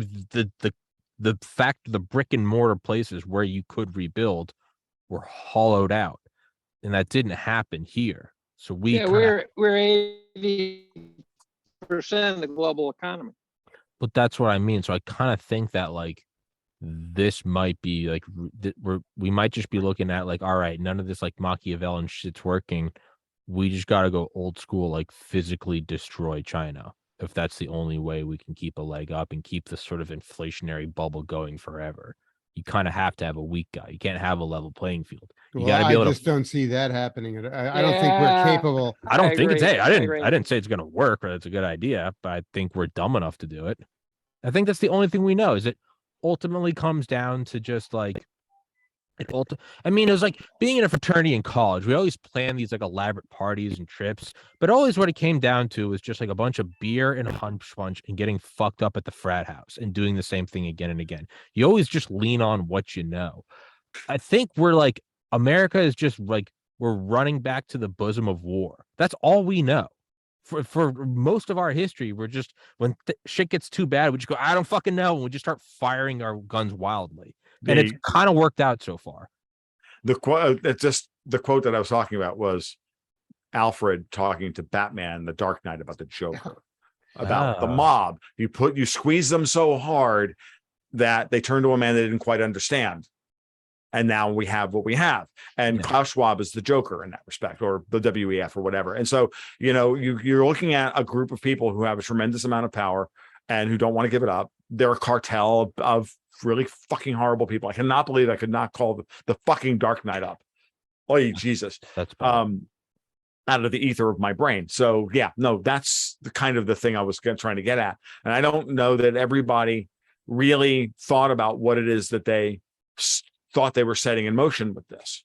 And because a lot of these really late stage ideas, central bank digital currencies, that kind of thing. They're all really late in the process. Can't go back 20 years and see 30 years and see white papers, about them, about this being their end goal. This is all really new stuff. And so I personally, the more I look into this, the more I realize I think that Wall Street saw this coming and started to try and head this off during the early days of the Trump administration. And, they've been setting their counterplay in place since then. But, for the people like, the British Crown at this point, like that, what the fuck else does England have other than the City of London? Yeah, they have a lot of curry How shows. much? So I don't know. I think I'm really leaning more and more towards, it's like when you're little and you think your parents have it all figured out. And now I'm like 31. I'm like 3 years older than my dad was when he had started having kids. And I'm like in an apartment wearing slippers, yelling at a camera. And I'm like, oh, I have no idea. And then so now I can only extrapolate and go, oh, when I get to my 60s, I'll go, oh, he still had no idea what was going on. I'm kind of getting to that point now where it's like, oh, the CIA and the Illuminati are pulling all this. No, it's just 100 trillion factions of people that are shitting and pissing and eating. They cry too, and they get sunburned and they have bad days. And the whole thing is just fucked. It's everyone trying to get a nut, trying to get a better car. I don't think anyone's in charge, man. I'm really leaning more towards that. I think there are factions. I don't think you can write that off, but more and more so, I think you just have a bunch of dipshits that are like kind of leading one way or another, but really no one's driving. Like you get up to the cockpit and there's no one there. Yeah, no, I agree with you, Tommy. I always describe these people as the people who think they run the world. Yeah, not the people who run the world, because no one's running this fucking show. No. But there are a lot of people who think they've got they have the baby steering wheel. That they're in fifth. They know they're in fifth gear and they're about to press the clutch and they're in charge of it. Like, and they're driving the sports car. They got it. Like, no, yeah, you have no clue as to what it looks like. I mean, it's hubristic solipsism. It's crazy. I mean, you just look at like evolution on the whole, and it's like going from like cyanobacteria to dinosaurs to chickens to monkeys to like the Sistine Chapel to TikTok. And it's like no one, I mean, if you're a creationist, I guess that's but I mean, no one like got us here. It just kind of happened just through no one sat down and went like, there wasn't like a Davos going, all right, we're going to have these bipedal organisms and they're going to rise from the mud and they're going to build. We just got here. And I don't think anyone's pulling any strings. I think that there are mechanisms going on that are so beyond human control that really only a supercomputer could understand and love. I think we're just one of you three always says it, like mold growing up a shower, like doesn't think about growing. Yeah, that's mine. Yeah, it's you sounded so sad, but like I don't think it's as good as it gets, right? I'm being outsmarted by a mold. How do I be cheerful? But that's what I mean. Like no one. That's depressing. Now I need a cigar. Yeah, no one. That's right. I think no one's driving this thing. And I don't know if that makes it better or worse. I kind of like it a little more. Yeah. Well, it's hard for me to think that in the USA there are not a bunch of people who are driving things. Mm-hmm. Now, there's Merrick Garland is driving a lot of bad shit. Sure. And, God, what a loser he is. And Christopher Wray is driving a lot of bad shit. Yep. And the trouble is that there's absolutely nobody in authority who can call their shit on it. Oh yeah, no. The only person I think flying monkeys are in charge. The Wicked Witch is dead. This guy David. Oh God, what's his name? There's a bunch of old guys sitting around trying to retrieve facts. Oh, what's his name? No, my mother. What's her name? What's her name? My mother. It's holy David shit. Martin is the guy I'm thinking about. David Martin has, he's got a pretty severe view of what's going on. He has said that we're going to end up with 100 million Americans dead from the vaccines. What's great about it is it's such a bold prediction. Is he going to be right or wrong? He's a bold guy, and he's planted his flag in this. But what he's also tried to do is to get around the intransigence of the federal authorities by going to all the state attorneys general and trying to persuade them to start lawsuits against the pharma companies and all the other players who have created this enormous problem in America. I don't know if he's had any success yet. You know, going through the courts the way he plans to is an arduous process. But there's But- a big one the other day that turns out to be important. Someone sued a company or an organization for not accepting religious exemptions to the vaccine. Yeah, Now, that's that's the dam breaking.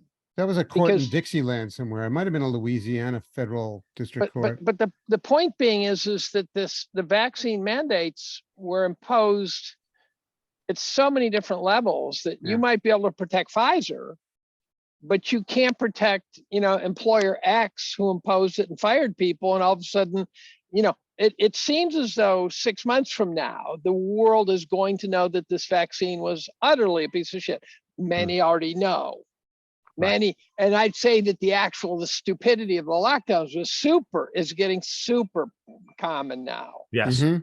But it could be a winnable court case against almost every employer on the planet. Mhm. And I just don't know what happens when it's almost as though you can't win when there's that many, because someone will just say, fuck it, we can't do it. It's sort of like when the Indians sue us to get their land back. It's like, ain't gonna happen, Yeah. right? If it was a little postage stamp piece of land, they could get it back. Right. Yeah. But it's just too broad. And so if you start suing your employer for firing you, and they'll go, holy fuck, we just can't let this happen, because every employer will be sued. Well, which- what might happen though is that rather than that, individuals who are responsible for doing that, CEOs and other authorities, can be punished for what they did without destroying whole businesses. Yeah. Mhm. I guess so, but it's going to fill the courts like we've never seen, because it's Could going to be be. every CEO of every company. Well, imagine thousands of people, thousands of bankers were prosecuted during the 1998 savings and loan crisis, Mhm. and it was they were pretty efficiently punished. So it seems to me that a few thousand people could be held responsible for the things that they did. But Yeah, I it's see it potentially in the millions. Well, okay, could be, That's- could be. That's the problem. How many independently run businesses are there where they said vax or go? Right, every one of those could be exposed. Could be. Yeah. Yeah. Yeah, I'm- an enormous legal problem for And his- and obviously an enormous drag on the entire society. GDP and I mean, everything else under Think the about sun. this. Yeah, just think about this. Just think about that. So I'm the going to political look fallout- forward. I am looking forward to saying, you fuckwads, I told you so. I Right? think I we're mean, all there's pretty so much on ma- the same page in this pod. What are you talking about? I'm looking Yeah. forward to a lot of my friends apologizing to me. Oh, No one's that'll gonna happen. apologize. What are you fucking high? Not That'll yet. I don't have any friends. So, Yeah. Yeah, and man, if that isn't obvious, like, No one's apologizing for shit. No one. Yeah. It's I don't know. It's kind of like at a wedding this last weekend.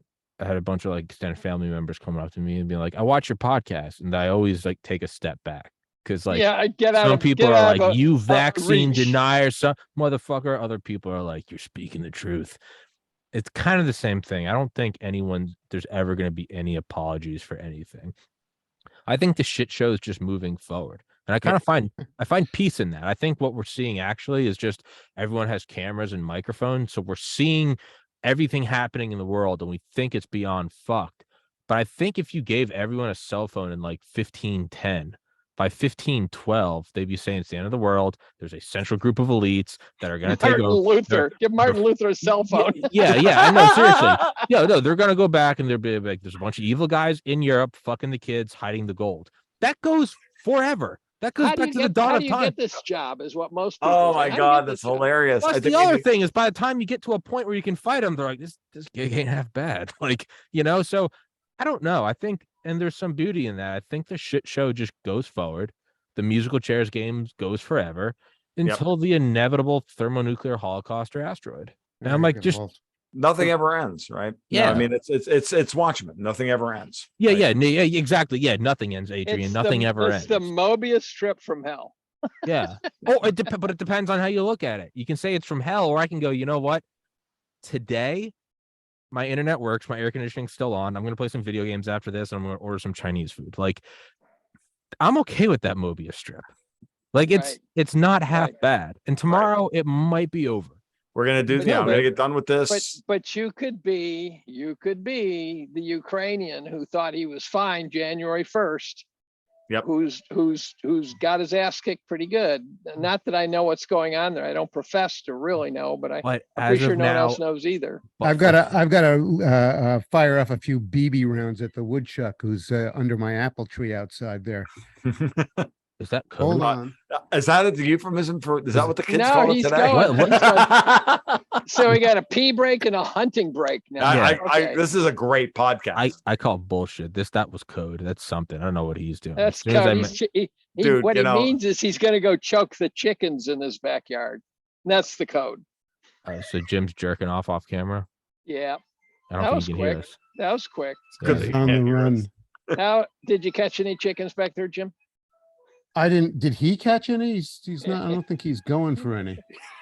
You're a bad man, Dave. That's all I got. I know.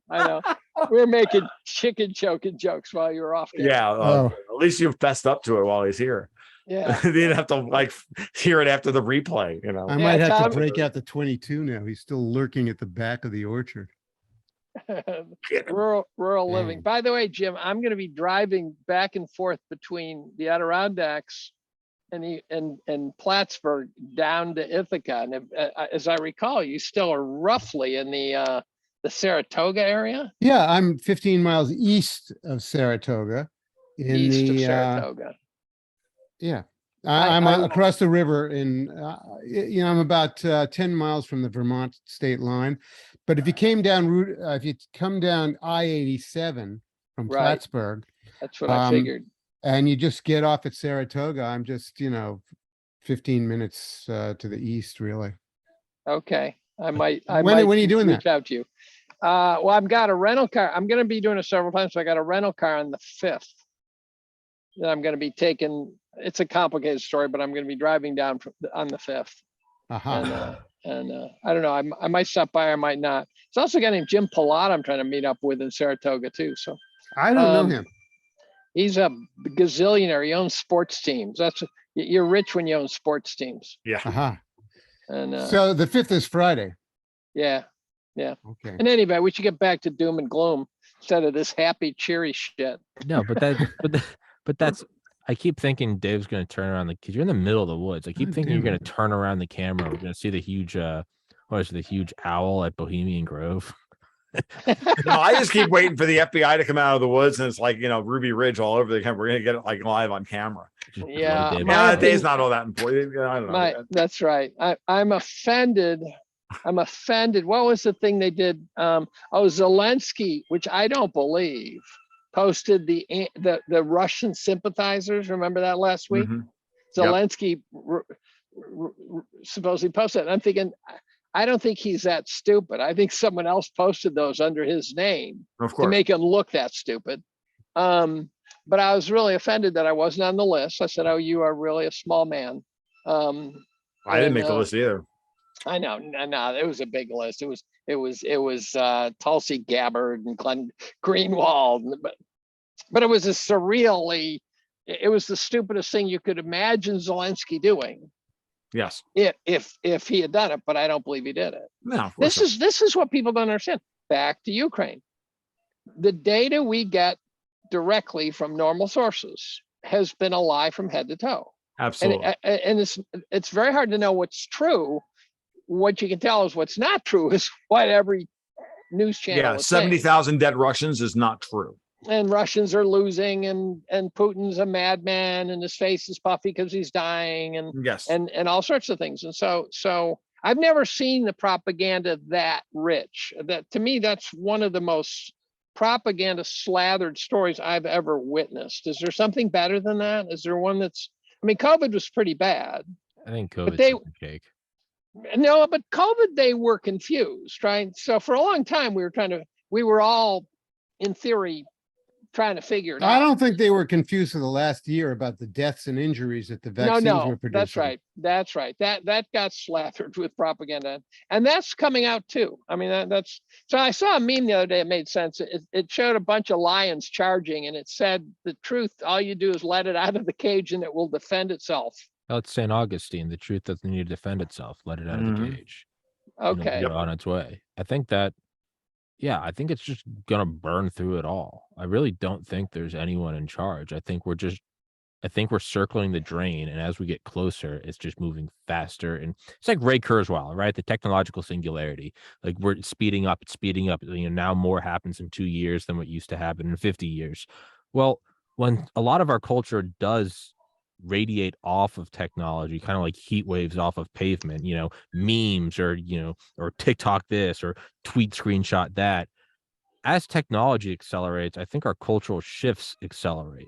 So we're kind of reaching this like blinding pace where in like 3 Future years. shock. Future shock. Yeah. It's max headroom, guys. We're going faster and faster to like you can't grab onto anything. Are you mad about COVID, the war in Ukraine, or a bunch of trannies twerking in front of kids?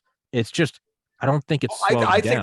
think there's a definite directed agent working to drive us all insane. I just don't think I don't know how many of them there are is the problem. Right. You know, there's just so many of them at this point, but it's clearly, but something like Twitter and Facebook, they're clearly being directed. Well, sure. TikTok is being directed by the Chinese government. Davos controls fucking Facebook and Twitter.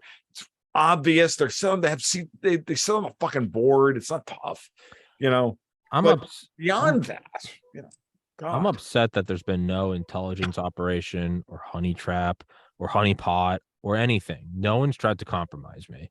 And that has been the most upsetting thing about this entire podcast. Yeah, I know.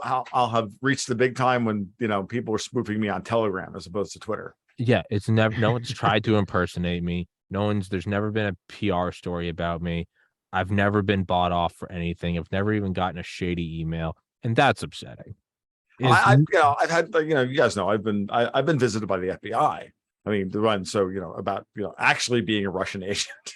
Well, no, as opposed to Zelensky. So I haven't even gotten that. I didn't know that. Did they rough you up? I told the other guys. I was. They came to question me about my former relationship with Strategic Culture Foundation, and then eventually they issued the OFAC letter saying I'm not allowed to write for them anymore under penalty of going to Guantanamo and being remanded and waterboarded, basically. I can't. And I went, yeah, that's fine. I already, I got the message the first fucking time you guys showed up to my house. I can't even get that.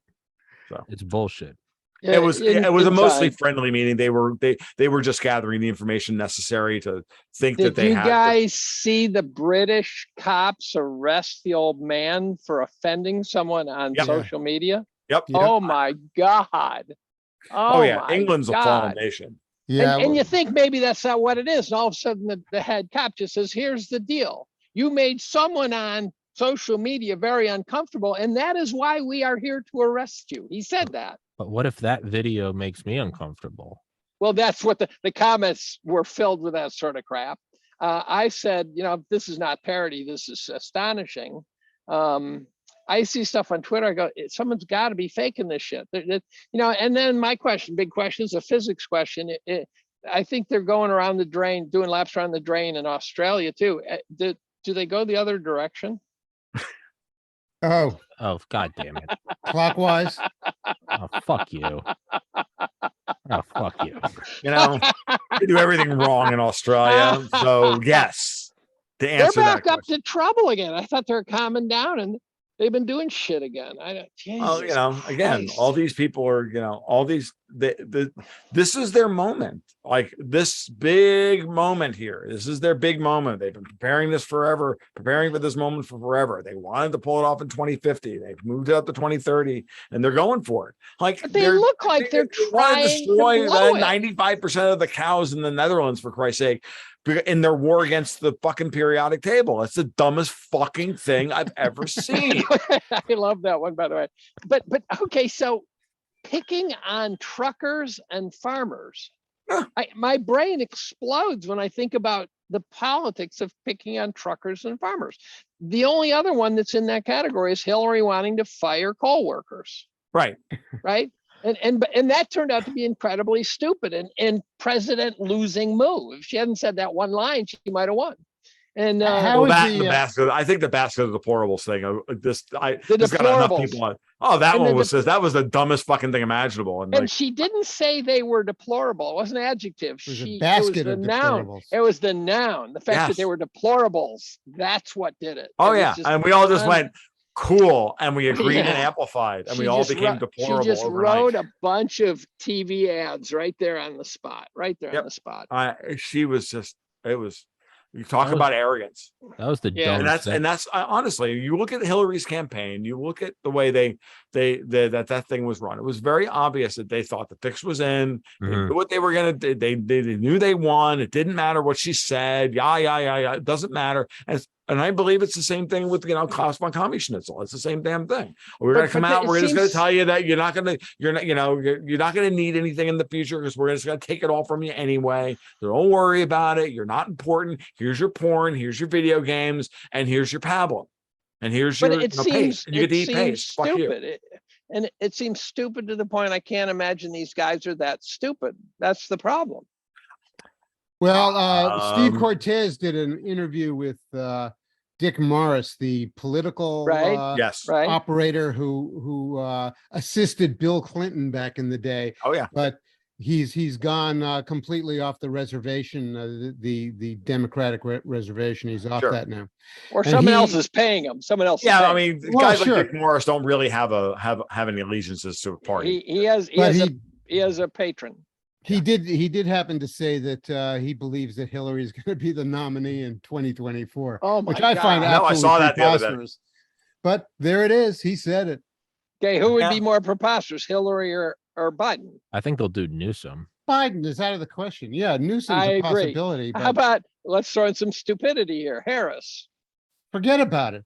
Okay, just checking. This think is they'll a do- sanity Forget check. about it. I don't think she's ever going to be president in the first place. I still think it's going to be Janet Yellen or Gavin Newsom. I think if they go after Biden, Janet Yellen. I think that they will get rid of Ah. Harris if they really need to. And they will, if things get ugly and bad, and to save the fucking country from the scandal of the Biden administration, they will Spiro Agnew out Harris, and Mhm. and if Davos is in control, as I think they are, of the White House and of the process, the DNC, you'll see Janet Yellen and you'll see President Yellen because she is quote unquote unpartisan. And she's Oh, but respected on she's Capitol blown that. Hill and all Just that. in the bullshit. last 2 weeks, Yeah, she blew she's- that. She's made a fool of herself. Oh, I the last couple of weeks. on I- TV. so no, that was a dry run to see. That's a minimum. Yeah, like that requirement. matters. Like Biden can't even you can't Wow. read the teleprompter anymore. I mean, I really wish you would just be honest with us. I'm just reading this so I can get Jello. Or- That's or- what I want. I'm I just trying to wish- get the Jello time and then nap time, and poop my pants. Like Phil Collins on the fucking episode of South Park. Poop my pants. Yeah. I mean, in many ways, there's got to be a white knight in the Democratic Party somewhere. There's got to be. in They've many, been purged. yeah, in many ways, They've been purged. Dude. Biden is the American dream. I mean, you don't have to do shit. You're not actually working. Everyone's working behind the scenes. You read off a teleprompter. You have world-class security. You just do whatever the fuck you want. Shit your pants. And get I bet he Walk gets into the bushes. I bet he gets the best amphetamines. Like he's got it made. yeah. He's got it made. Did y'all see that video last week where it looked like a deep fake where his voice is deep? His eyes and were his wide are huge, open. and he doesn't He didn't blink. blink He's for like, you 40 can't be seconds. American. That was Somebody posted a meme of 6 different pictures of Joe Biden from within the last 48 collect hours, them and there were all. 6 different people. that was so fucking eerie. That video. Yep. Yeah. It was pretty eerie. Now, it was pieced together. I don't know if you watch it carefully, but it were segments put together. So he could have been blinking between segments. I don't know, man. Sure, no, but but it was. So they in theory could have taken the most eye bulging segments and put them together. In theory. I don't know. Well, yeah. Possible. I don't know. I mean, no, I just thought the 2x3 picture collage of the 6 different faces of Joe Biden. Those are That was the weird. thing that scared me. Like, Those are weird. Like I normally don't go in for like low hanging Yeah, that's shit like that. You know, it's like reptilian overlords, but I mean, it is odd. It almost seems Don't like run. We are your friends. Is it a demoralization campaign? Like, are they just trying to break your mind? So you think those are not real videos? Then? I don't know. I don't like. Almost don't want to throw my hat in with that. Well, you know, they can do that. Tom, you've seen the Tom Cruise ones. You've seen the Barack Obama ones. They can do amazing things. Yeah, I don't know. Well, I guess we'll wrap this up in like 3 minutes because I want to go eat Chinese food. I need a drink. And I'm gonna kill Tom. I need 2 drinks. Jim needs to go shoot a squirrel or whatever that's code for. I don't know. No, I've got critters assaulting my right. stuff. I'll guess whatever that means. If we ever get to one of these podcasts, if we ever get to one of these podcasts where Dave says he needs a drink, now we know we've gotten somewhere. Then it's the end of the fucking world. It's like the WikiLeaks. Critters are attacking his junk is what he meant to say. Yeah, no, it's like the WikiLeaks shit from like 2016 where it was like clearly pedophiles. They're like, please bring the walnut sauce with your hot dogs. Like Jim's clearly speaking in code. He's like, critters are on my tree. He's sending a tripwire they're knocking all the fruit off of my whatever that means. You damn fucking code. Well, I'm getting my dream come true. I'm getting compromised now. I'm being inducted by the Mossad or the CIA. I don't know. Right. I'm finally getting in. Like, welcome, Tommy. Like, you ready? Well, we're all gonna get arrested for seditious conspiracy now. But that's the worst part. Is like I wish we would, because at least I know at least it would validate our. It won't even happen. It won't even happen. And that's you guys are marching to a different drummer. I'm trying to stay out of solitary confinement. But that's the thing is, it's not even going to happen because that would confirm it. We're too fucking fake and gay and unimportant. They're like, you're not even halfway near the truth. That's like the sad part. It's like it would be you could be close to the truth, but your reach is not big enough for them to care. That's what I mean. That's what I mean. And to be honest with you, that's a good place to be. Because that's where you're most free. Under the radar. That's where you're most free. Yeah. That's why everyone's. I did a tweet the other day, by the way, which was an interesting social experiment. I didn't intend to do it. I said, my brother's an accountant and he keeps track of everything. And year over year, his food bill's up 41%. I saw that. I got 17,000 likes on that. Wow. What it tells me, and I've had a couple like that. What it tells me is that I hit the hot bone of Twitter. Everyone's experiencing that. You don't get 17,000 likes unless people going, yeah, that's exactly right. That's what I'm seeing. Some guy actually had the audacity saying, I don't believe it. I think you're just making all this shit up. And I go, there's 17,000 guys who don't agree with you, dude. What it was is it somehow hit just the right nerve. Yes. And all of a sudden people go, yes, the cost of Wonder Bread has gone up blah, blah, blah percent. And, it was just nonstop, thousands upon thousands of comments. Went out to dinner last night to my favorite, actually the only Chinese restaurant I will go to, or Asian restaurant I'll go to. And my favorite thing there is to get the whole roast duck that they flash fry and then chop up into little bits. And it's like my closest thing to like keto I can do over at this restaurant. It's great. It was also the best kept secret on the market because it was like $22 for a whole duck. I'm like, well, I don't need to like slaughter my own ducks anymore, grow them and slaughter them. I can just go over to the Yummy House and I can get it was $38. Now half a duck was $22. And I mean, I always thought it was underpriced anyway. Like that was the hack for Chinese food. It's the relative price. It's the relative. It was the relative price increase was insane, and everything else had gone up in price a little bit, but the duck went up, from way underpriced to now I can't. I'm not paying. I'm not paying $38. Here's the break point. This is the break point because if you read the shit from the past, that at least 50% of Americans are $100 away from a problem. Yes. Right there. And then the question is what happens when you take their family's $400 a week food bill, whatever the hell it is, Mhm. and you increase it by 41%, like my brothers. What happens to that It's family? up 400. Yeah, I know. But again, any number you want, if they're living on the edge, 41% is not in the cards. No. And then I had all sorts of people chime in and say, well, you use substitution. I go, yeah, well, here's the funny thing. If you're going to do that as an economist, you have to then completely reverse that through hedonic adjustments of the quality. So you're back to 41%. But I don't see how people who've been tiptoeing along the precipice, Yes. the huge percentage of the population, Yes. and all of a sudden in 1 year, boom, you're 41% under. Yep. Where is that? Is that showing up as skying credit card? Yes, it is. consumption? Actually, it's showing up in it's I know showing it up is. in credit card debt. It's showing up in HELOCs and M2 one is of the collapsing bank- because one of- because one of- because savings one of is being drained.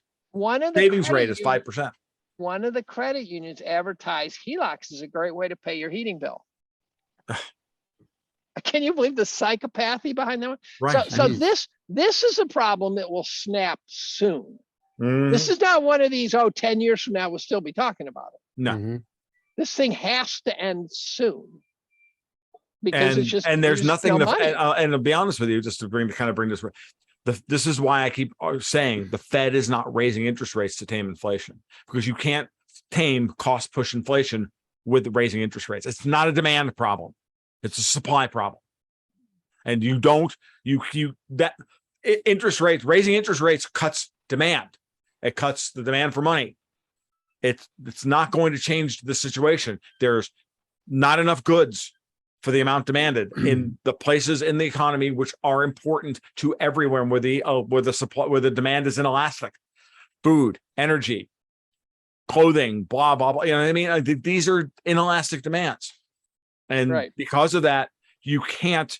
There is no direct correlation between food prices and interest rates. Like, fuck off with that. And if you've got a model that says that, you're a fucking idiot, because there is not one.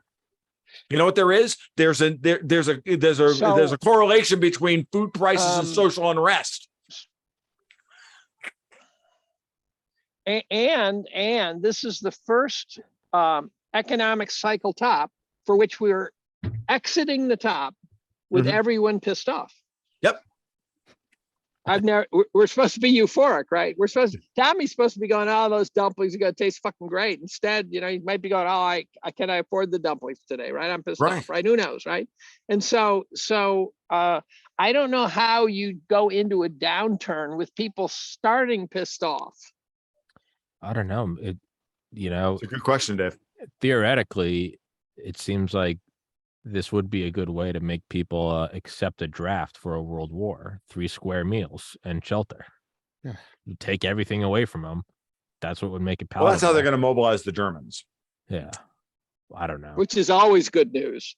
That's always good news. Hey, I left that one hanging for someone to swing that into. always So, works well. Thank you, Dave. I think swing better. I think this will end with someone more insane than Trump coming to power. Gee. And I don't know what that looks like. I don't know but I mean, if everyone's that fucked, if everyone's $100 away and their bills are going up 40%, it ends with violent revolution, or it ends with someone even more insane than Trump. I think it ends pretty quickly with they think they're doing what they're going to pull the Straussian two-step on us. Take gas from under $2 a gallon to over $5 a gallon, bring it back to $3.50 and go, see, we did great. We kept it from going to $6. That's the Democrats' current messaging. $3.50 a gallon is still unacceptable. Yeah. I mean, we're really seeing a real lesson in physical reality. Yep. Everyone's realizing how fake pixels and numbers are, and how real it is that we are carbon-based life forms that need protein, fat, and carbohydrates, shelter, and water. And and human contact. Don't forget that. Yeah. And bugs. And bugs. Bugs. You literally said bugs. I can't get through this without doing my fake. Bugs. Dave's been. I'm turned. not eating bugs. I'm not either, dude. I'm gonna I'm kill not- myself if it's bugs or nothing. I'm taking. Dude, I'm nothing. not like my dogs don't eat bugs, and we live in Florida. Like the bugs that they want to serve us, my dogs won't fucking eat. You got bugs the size of a pork chop down there. Yeah. No, they don't touch the. Do you think they eat do you think they eat the Volkswagen-sized goddamn cockroaches? No, they don't. They're not dumb. Do they even play with them? No. Oh. They leave What them alone. They're not stupid. Those things fly. Get Jim and his 22 down there. Yeah, no, I'm thinking about they'd be good for target practice. But, I've easy. got a Too bevy easy. of 22s, Jim. You can more than welcome to come down and shoot them at the palmetto bugs to your heart's content, or the squirrels, or the rabbits, and everything else that are infesting my property. I don't know what code you guys are broadcasting right now, but don't do it on my fucking podcast. Yeah, this is what alternative finance press. This is the podcasting Pizzagate. What the This is fuck? Pizzagate 2.0. You know, it's all looks back. Like, what 5 did year- Speaking of Pizzagate, I'm hungry. I was gonna say, dude, like it's just been 5 years.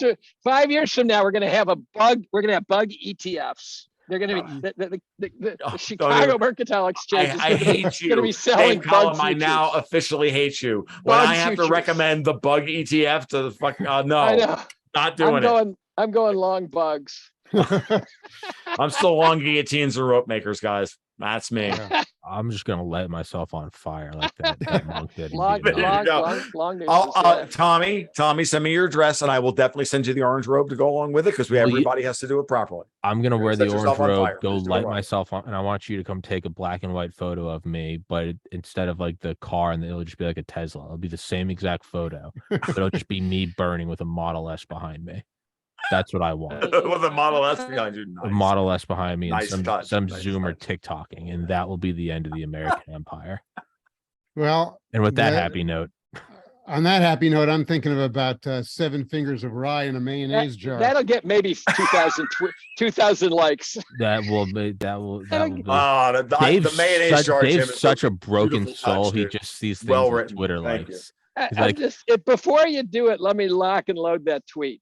Dave's like, before you burn to death, like, do you think I could maybe post that with my watermark? And it's like, Jesus, like this is a fallen world. And for anybody Yeah, listening to this that was yeah, hoping for a silver but lining, I I don't got to have do it. I got to do it cleverly so I don't get booted. Yeah. I don't know. I got nothing. I'm more depressed than I was 2 hours ago. I thought there was a slight chance. Oh that no! maybe come out. The best way of looking at this, Tommy, is unfortunately, dude, you have to laugh at it. You have It's to. Dr. Strangelove. You It have is. That's to right. laugh at There's it in nothing- order to be That's right. able to process it.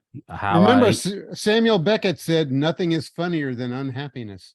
That's right. how Oh, I that's stopped worrying interesting. and learned to love the bug. That's what it is. The bug. Yes, exactly. That's the bug. name of the podcast. That's Love the bug. And how love I- the I think we're bugs. back to code. We're back to code here. We're I'm not back. sure what We're you're back saying. to code. FBI sitting there going, "We're gonna move. We're moving on them." Bunch of All right, guys, and guys. FBI windbreakers are gonna break We're down my moving. door. Fuck this. Whatever. Fuck all of this. I don't know. Gordon Gecko. The will last 4 save us all. J6ers that we didn't round up. Gordon Gecko.